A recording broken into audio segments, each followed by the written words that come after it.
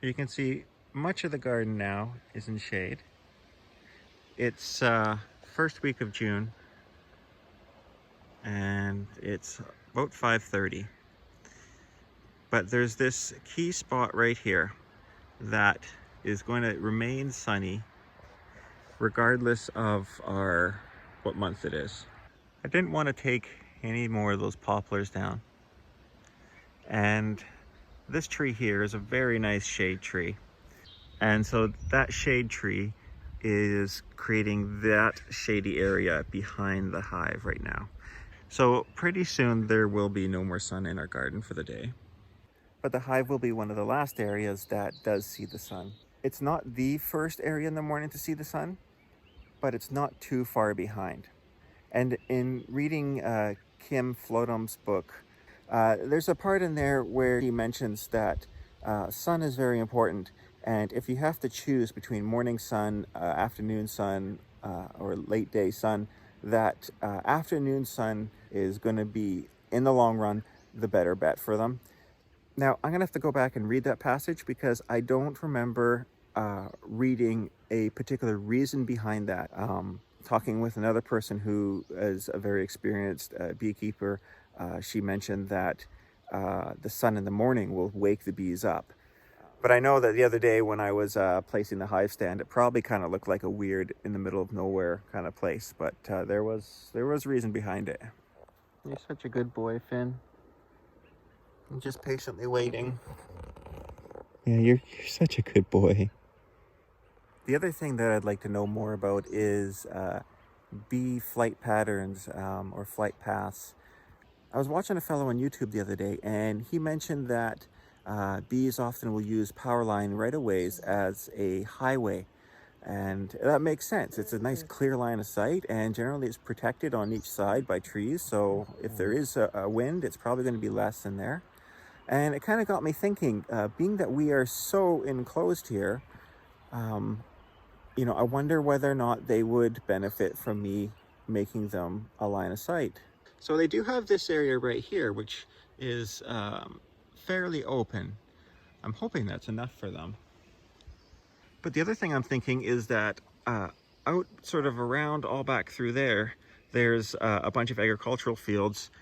And I'm wondering if I would be smart to clear a bit of a line going through there so they had a bit of a better sight line. And then the other thing I'm wondering is, if that is the case, how much space is sort of beneficial for a bee? Do they make use of 5 feet or 10 feet, or should it really be more like 20 feet for them to find that line, that sight of line, or that the bee line, and make use of it? So that's something that I'm trying to read a little bit more about right now and try to find out. And of course, that said, everybody's situation is going to be a little bit different too. The exciting thing right now is that our blackberries look fantastic. Come on, my boy. But Dad, I just got comfortable. So apparently blackberries are one of the biggest nectar flows around these parts, and our blackberries are just on the cusp of blooming. You can see there's just one bloom right there, but these guys are going to be a great crop of berries this year. And it's not just on our property. We were out today getting some supplies for the farm, and everywhere that we went that had blackberries, they looked fantastic. So hopefully this will be a very productive period of time. That said, from what I gather, if it's cool and it rains during the time when there would normally be a nectar flow, it can just completely put a kibosh on things.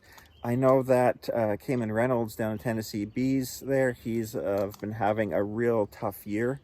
The weather has just not been working with him. And so that's something that I'm sort of learning about, and I find very interesting, because here we're very much influenced by the Pacific Ocean and the weather coming off of it. As you saw earlier this spring, a few weeks ago, we were in 30 degrees already, which is absolutely insane. And I was quite worried. Our apple trees were blooming before any pollinators were getting to them. Now we've had a real sort of a cooler spell for this past week. So who knows what's coming down the pipeline. but it's making me pay a lot closer attention to the weather, to what's blooming. It's almost like a whole new science class. It's really quite interesting. So thanks for joining me on this journey, and I'll try to keep it interesting. So guys, as always, get out there, have a little fun, grow something, plant something, you know, get muddy with your dog, whatever is strikes your fancy, but just get out there, get dirty, have some fun, experience the world.